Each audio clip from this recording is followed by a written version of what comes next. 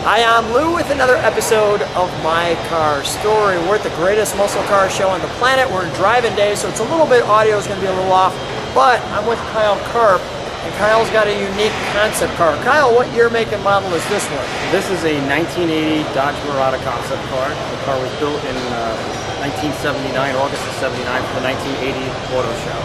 Let's take a look at our featured attraction. And this one, well, it's one of one. So there's your 1980 Mirada concept. I love the way it's got kind of a NASCAR look to it. I mean, it really looks sleek, and you can tell that it's a concept car. We're going to show you that when we get to the trunk. But how long have you had it? I've had the car since February. Congratulations. Past year. Wow. So February, you can see that very unique grille to it as well, from that angle right there. And let me step back and let's show you this one. So if I come right here and get you that shot right there. So you knew about this car for a while though. Tell me the story. Yeah, this car's kind of been floating around the Malaise era group crowd for quite a long time. There was a lot of speculation on whether it was a real concept car or not. It wasn't very well documented. It really didn't have any documents at all because nobody really bothered to look. It's a very unique car. It was hand-built by a company called Synthetic Engineering. And then the car was moved around and brought to the auto shows and handled by Creative Industries, which is why the car still has a Creative Industries keychain. Which happens to be... Yep, it was in the glove box of the car when I purchased it. Right there.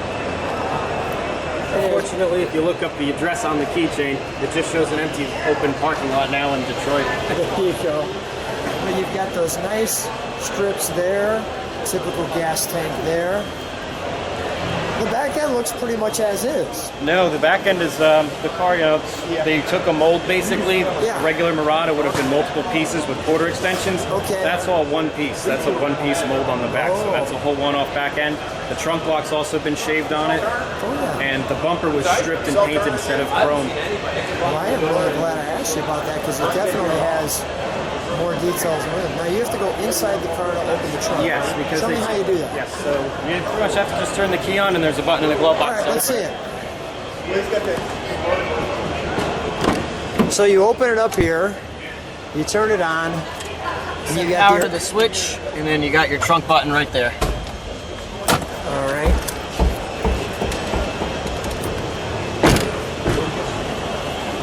So now this is kind of the real deal stuff. Here's the Chicago Auto Show with the girl, with the car. But you might say, well, we don't know. Well, that's going to end because tell me what this is. So when I had got the car, as part of trying to get documentation and proof that the car was actually what it was and not just some custom Detroit custom car built by some shop, right, I called the Chrysler Historical Archives and they got back to me with an email in just a matter of days and sent me out these documents. And this appears to be a bulletin that was sent out to the dealerships to basically prepare them for the upcoming auto show with a full description of the vehicles that they'd have. And this car was described to a T, along with the St. Moritz, as one of their concept vehicles for the auto show. So Chrysler, in this bulletin here, did address this car as being a concept vehicle for 1980. How excited were you when that happened? I was pretty stoked. I was very happy, and I thought it was very nice that Grant Rosenbusch at the Chrysler Historical Archives took the time to get these documents for me. That is super, super cool. Shout out to him. Let's open her up, shall we? Let's open up the...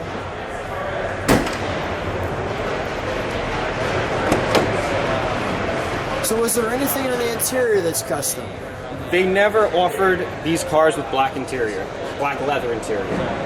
So This is a one-off. The back seat, if you look closely at it, you can actually see a little bit of blue sticking through on the corner there. Oh, they yeah. took a blue interior and they rattle canned it black. Oh my gosh. I was told the whole interior was dyed black, but I believe the front seats were probably reupholstered because with the amount of getting in and out and handling of this car, yeah, I'd find it hard to believe that the back would start to show and the front didn't. That is really interesting. Yeah, you could see kind of that blue hue in there. This is the steering wheel that it was built with as for the auto show. That nobody added that, so you know they never offered that wheel on the car. Also, if you look close to the odometer, it only has 180 miles on it.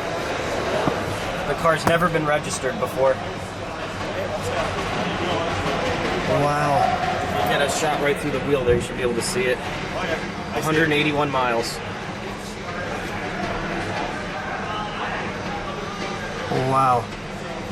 This car was supposed to emulate European stylings, and they were really trying to take a jab at Maserati and Ferrari.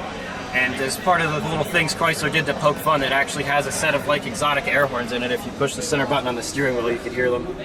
Go ahead. And that was, Chrysler put those in before the auto show, and the girl used to hit those to get attention from the spectators. That is great. Let's open under the hood, shall we? Yeah, you get to see the air horns under the hood. All right, let's do it.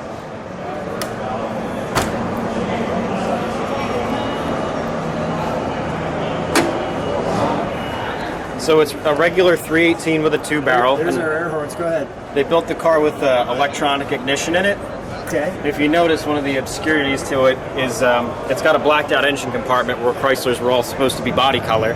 Okay. So it really goes to show you the extent that they dismantled the car to build up from something, you know, a one-off ground up Right. show car. And there's no, I don't see obviously any tag on the fender or anything like that. It does actually have fender tags on it because they started with a very early production car. So this was probably something that they were going to try and use to pull attention, or maybe ideas for the Mirada for 81 and up. If you look at the front end on the car, though, you know, the regular production models, those were all like they rubbing. The front end was made of like a rubber. Yeah. This is hard. This is a hard mold. That way, it could be straight and smooth and. Got it. Also has the headlight covers on it, which don't even function. These are actually just Velcroed doors on the front. So they're Velcro doors, no?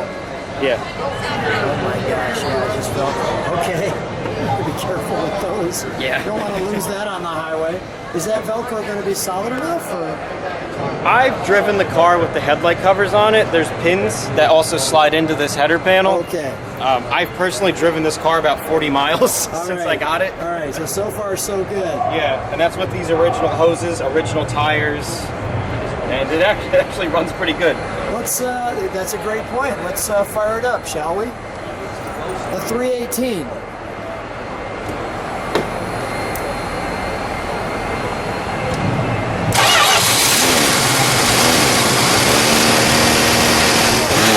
Oh yeah, it runs great. Hold on.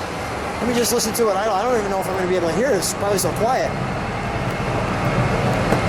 Yeah, we got too much noise going at the muscle car show. Let's step on the brakes and we'll give it a little rev. There's our brake. Yeah, that's 318 right there. Yeah, we can't hear it. It's no exaggeration when you say it's barely broken in, because I mean it's pretty much at the point where you just change your braking oil as a new car. Oh my goodness. Well, let's shut it off for a second, Kyle. That's so classic with the horns. One more time with the horns, please. That's great. Everybody just went like, where's the Ferrari? Yeah, that is great. All right. Kyle, what a cool car. So glad you were persistent. Congratulations on persistency paying off. Thanks for coming to the greatest muscle car show in the world and bringing it back to Chicago for another auto show. Thanks so much. Thank you.